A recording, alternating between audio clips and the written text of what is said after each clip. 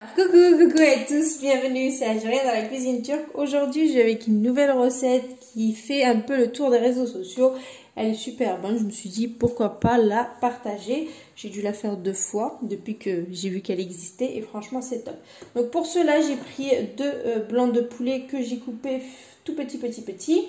J'ai un poivron rouge, 3 gousses d'ail, il vous faut un oignon assez gros, moi j'en ai pris 2 parce qu'ils sont petits. Voilà, un demi-verre de crème liquide, un demi-verre à thé de crème liquide. J'aurai besoin de 2 cuillères à soupe de beurre, à peu près 5 cuillères à soupe d'huile, voilà 4 à 5. Ensuite, ici, j'ai du paprika, j'ai du curry. Vous mettez un petit peu la dose que vous voulez. Hein. Là, j'ai un petit peu du thym. Ici, j'ai du piment de paillettes, du sel et un peu de poivre. Voilà, comme épices. Et ben, ça sera tout pour l'instant. Il nous faudra du fromage râpé et puis bien sûr des feuilles à pita, mais ça on verra tout à l'heure. Donc c'est des mini tacos bien sûr.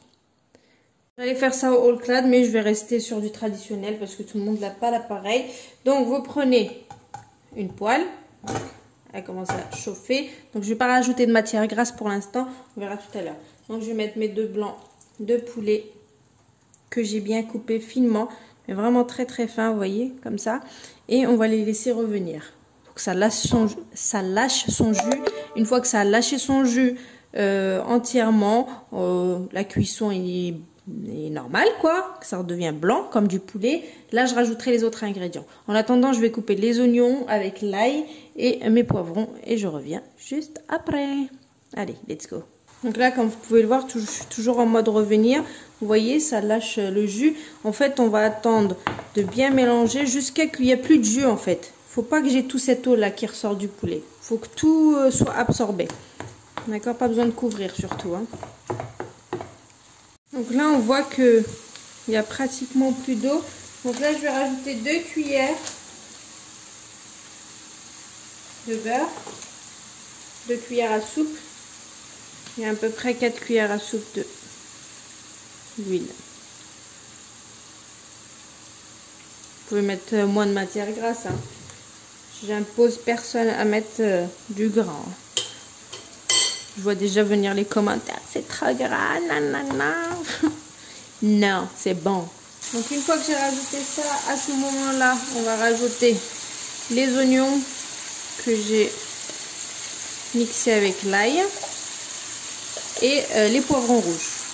Les oignons, les poivrons, c'est bon. Donc on va laisser tout ça bien revenir, bien comme il faut. Il faut vraiment que mes poivrons soient fondants, enfin pour moi. S'il y en a qui préfèrent croquants, laissez-les croquants. Mais moi j'aime bien quand tout est bien cuit.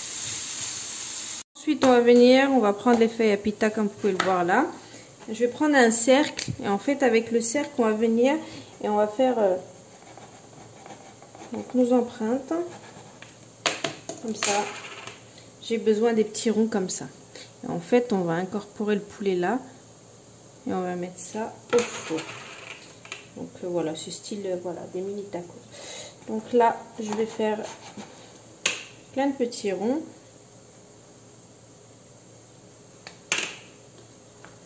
Voilà. Bon, moi, si vous avez des animaux, vous donnez le reste aux animaux. Moi j'ai des poules donc ça va pas aller à la poubelle. Essayez de faire moins de gaspillage possible quand vous faites les ronds. Donc je fais les ronds et je reviens. Là c'est parfait. Voilà, je vais rajouter la crème liquide pour avoir ce côté onctueux. Et ensuite, on va rajouter nos épices.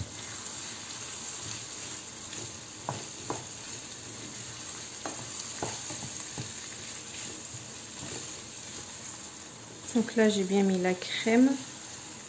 Et on va rajouter les épices que je vous ai citées.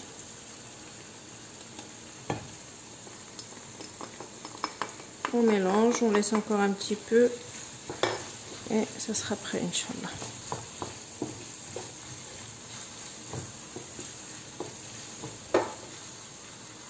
Et voilà, ma farce elle est bonne, elle est prête, elle est perfecto. Allez, j'éteins je laisse un tout petit peu refroidir et on est parti pour le montage. Donc vous prenez un plat qui va au four. Moi j'ai pris le All Clad, ça évite que je sorte tout ce que j'ai dans le four. Voilà. Après vous avez coupé vos petites rondelles comme ça, donc on va les garnir de poulet et ensuite il faut bien les placer dans votre plat. C'est tout ce qu'il y a à faire. Allez, let's go. Hop, hop. Mon poulet il est prêt aussi. Donc là vous prenez, vous chargez. Après bien sûr il y aura du fromage râpé à mettre tout à l'heure, mais ça on verra bien sûr tout à l'heure. Donc on va faire ça.